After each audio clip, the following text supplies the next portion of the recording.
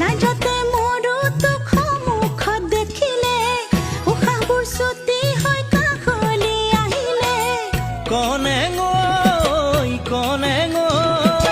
ভাল পোৱা যাগে চকুত থলে কৰো কিনো আৰু চাব তোৰ চকুলে কনে দূৰণিৰে পৰাই চকু পৰি পৰিছ তই ৰঙা কোলা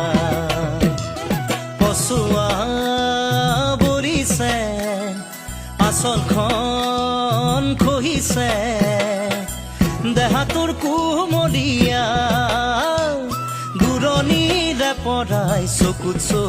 পৰি পৰিছ তই ৰঙা কোলা